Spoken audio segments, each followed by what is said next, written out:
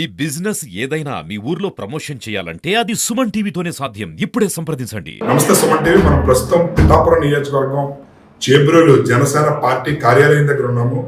పవన్ కళ్యాణ్ గారి ఆదేశానుసారం ఆయన మాటకు శిరసా వహించి జనసేన పిఠాపురం ఇన్ఛార్జ్ అయినటువంటి మర్రెడ్డి శ్రీనివాస్ గారు పిఠాపురం అభివృద్ధిలో తన వంతు ఉడతా భక్తిగా పవన్ కళ్యాణ్ గారికి ఆదేశానుసారం ఎంతో ప్రయత్నం చేస్తున్నారు. ఎక్కడ సమస్య ఉందన్నా సరే వెంటనే నిత్యం ఇటు కార్యకర్తలకు అటు పిఠాపురం నియోజకవర్గ ప్రజలకు 24 గంటలు అందుబాటులో ఉంటూ ఇక పిఠాపురం నియోజకవర్గ అభివృద్ధిని పరిగెట్టిస్తున్నారని చెప్పవచ్చు. ఎందుకంటే అక్కడ మనం చూసాము, ఇందాక జల్లూరు సామలకోట రోడ్లో ఆయన దగ్గరుండి పర్యవేక్షణ చేస్తున్నారు. అదేవిధంగా ఇక్కడ జగనన్న కాలనీ, ఎందుకంటే గత 2 ఏళ్లలో జగనన్న కాలనీ అసలు కష్టాలు మన సుమన్ టీవీలో కూడా టెలికాస్ట్ చేయడం జరిగింది. వరద సమయాల్లో జనసేన కార్యకర్తలు, జన సైనికులు, అదేవిధంగా పిఠాపురం ఇన్ఛార్జ్ అయినటువంటి మర్రెడ్డి శ్రీనివాస్ గారు, మన డిప్యూటీ సీఎం పవన్ కళ్యాణ్ గారు అయితే చెప్పులు లేకుండా బురదలో నడిచి ఆ జగనన్న కాలనీ అసలు కష్టాలు కూడా తెలుసుకుని మాటిచ్చారు. బ్రిడ్జి నిర్మాణానికి చేపడతానని చెప్పి కార్యక్రమం మొదలైంది. బ్రిడ్జి నిర్మాణం చేపట్టారు. అటు జల్లూరు సామలకోట రోడ్డు కార్యక్రమం బ్రిడ్జి రోడ్డు కూడా నడుస్తుంది. అదేవిధంగా ఎన్నో మరెన్నో పిఠాపురం నియోజకవర్గ అభివృద్ధికి పనులు చేపడుతున్నారు. ఆదర్శ నియోజకవర్గంగా తీర్చిదిద్దుతారని చెప్పించిన మాటకి అయితే మనం మర్రెడ్డి శ్రీనివాస్ గారిని అడిగి తెలుసుకుందాం. ఏంటి పవన్ కళ్యాణ్ గారు ఉద్దేశం, మోడల్ నియోజకవర్గంగా అభివృద్ధి చేయడంలో ఆయన పాత్ర ఏ విధంగా ఉండబోతుంది ఏంటనేది. సార్ నమస్తే. ఏంటి సార్ పిఠాపురం నియోజకవర్గ రూపురేఖలు ఏ విధంగా ఉండబోతున్నాయి అనుకోవచ్చు? తప్పకుండా అండి. మన పిఠాపురం వాసులు ఇంత ఘన విజయాన్ని చేకూర్చి రాష్ట్రంలోనే కాదు ఈవేళ దేశంలో ఎన్డీఏ ప్రభుత్వం ఏర్పాటు కావడానికి ముఖ్య కారకుడుగా మన శాసనసభ్యులు ఉప ముఖ్యమంత్రి పవన్ కళ్యాణ్ గారు ఈ రోజున ఆవిష్కృతం అయిన జరిగింది. ఇంతటి విజయాన్ని ఇచ్చిన పిఠాపురం ప్రజల యొక్క రుణం తీర్చుకోవాలనే ఉద్దేశంతో పవన్ కళ్యాణ్ గారు అనేక వాగ్దానాలు మీ ఎలక్షన్ టైంలో చెప్పుకున్నాం, ఆ ఒక్కొక్కటిగా నెరవేర్చే టైం వచ్చింది.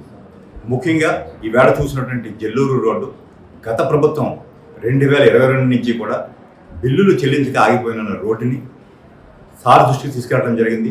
ఆగిపోయిన బకాయిల్ని సిఆర్ఎఫ్ పనికింద శాంక్షన్ అయిన రోడ్ అది. ఆ బకాయిని రిలీజ్ చేసి కాంట్రాక్టర్లకు మనోధైర్యం కలిగించి ఈవేళ వర్క్ రీస్టార్ట్ చేయడం జరిగింది. అదేవిధంగా ఈవేళ సార్ నేతృత్వంలోటువంటి ఈ రూరల్ డెవలప్మెంట్ కింద భారతదేశంలో ఎప్పుడు కనీ విని జరగని రీతిలో 4,500 కోట్లతోటి ఈవేళ ఆర్డబ్ల్యూఎస్ మన ఎన్ఆర్జీఎస్ రోడ్లు ప్రారంభించడం జరిగింది. అందులో భాగంగా పిఠాపురంలో 20 కోట్లతోటి గ్రామీణ ప్రాంతాల్లో రోడ్లు ప్రారంభించాం. రమారమి 50% పైన రోడ్లు పూర్తి అయిపోయి మార్చిలోగా మిగతా 50% కూడా పూర్తి చేస్తామని చెప్తున్నాం. అదేవిధంగా ఈ నియోజకవర్గంలో గుంతలతో కూడుకున్నటువంటి ఆర్ఎండ్బి రోడ్ల నిమిత్తం రమారమి 9 కోట్లు రిలీజ్ చేయడం జరిగింది. అందులో కూడా 50% వర్క్స్ కంప్లీట్ అయిపోయి మిగతావన్నీ కూడా దగ్గర పడ్డాయి. ఇది కాకుండా జిల్లా పరిషత్ ఆధ్వర్యంలో ఉన్నటువంటి మన బీటీ రోడ్ 11 కోట్లు శాంక్షన్ చేయడం జరిగింది. అందులో కూడా 50% వర్క్ స్టార్ట్ చేసేసాం. మిగతా కూడా మార్చి నెలాఖరికి పూర్తి చేస్తాం. అదే కాకుండా 100 పడకల ఆసుపత్రి గురించి సార్ హామీ ఇవ్వడం జరిగింది. అదేవిధంగా 34 కోట్లతోటి జీవో రిలీజ్ చేయడం జరిగింది. దానికి సంబంధించిన ప్రణాళికలన్నీ రూపుదిద్దుకుంటున్నాయి. ఒక్కసారి అవన్నీ డిజైన్స్ అన్నీ ఫైనల్ అయిన తర్వాత సార్ నేతృత్వంలో డిఫరెంట్గా శంకుస్థాపన చేసి ఆ కార్యక్రమాలు కూడా జరుగుతాయి. అదే కాకుండా పిఠాపురాన్ని సర్వతోముఖంగా అన్ని రంగాల్లోనూ కనీవినీ రీతిలో అభివృద్ధి చేయడం ఉద్దేశంతో పాడా అనే సంస్థని పెట్టడం జరిగింది. ఇటీవలే దానికి సంబంధించిన స్టాఫ్ అంతా కూడా కలెక్టర్గా రిక్రూట్ చేయడం జరిగింది. అది ఒక్కసారి త్వరలోనే కార్యరూపం దాల్చబోతుంది.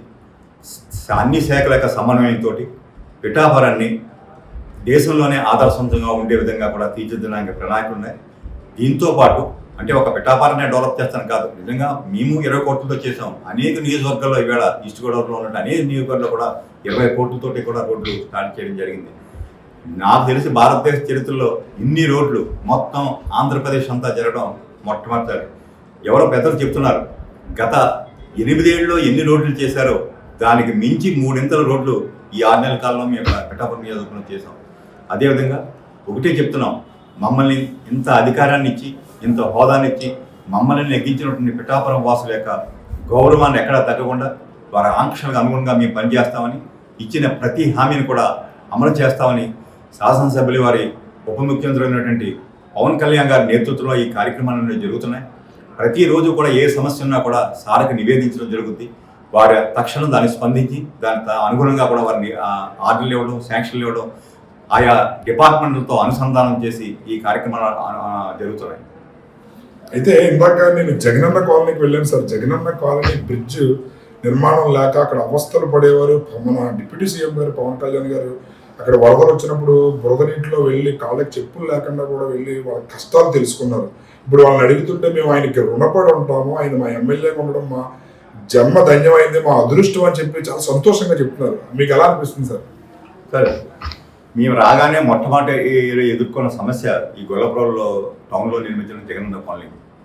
వచ్చిన వెంటనే 3 సార్లు వరదలు వచ్చాయి. 3 సార్లు మునిగిపోయాయి. వాళ్ళకి రహదారి బంద్ అయిపోయింది. అప్పుడు తాత్కాలికంగా కలెక్టర్ గారు ఫుడ్ కూడా ఏర్పాటు చేయడం జరిగింది. రెండోసారి వరదలు వచ్చినప్పుడు స్వయంగా మన శాసనసభ్యులు ఉప ముఖ్యమంత్రి పవన్ కళ్యాణ్ గారు ఇచ్చేశారు. ఆ కాలనీ యొక్క స్థితిగతులను చూశారు. తక్షణం దానికి వెంటనే ఈ బ్రిడ్జ్ నిర్మాణం జరగాలని చెప్పి ఆ రోజు చేయడం జరిగింది. ఆ కళ వేళ ఫలించింది. ఇప్పుడు టెండర్ పిలిచారు.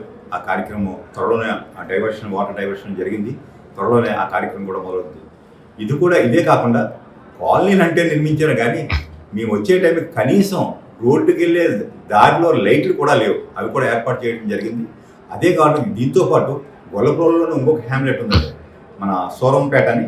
అక్కడ 30 ఏళ్ళుగా వర్షం వస్తే మనకి రహదారి ఉంటుంది. అక్కడ కూడా బ్రిడ్జ్ శాంక్షన్ చేయడం జరిగింది 36 లక్షలతోటి. గత ప్రభుత్వం నాడు నేడులో పథకం కింద దేనికొద్ద వేసి ఎలక్షన్ ముందు జనాలను మభ్యపెట్టి స్తంభాలు వేసి వదిలేశారు. దాన్ని పూర్తి చేయడానికి 36 లక్షలతో గ్రాంట్ అయింది.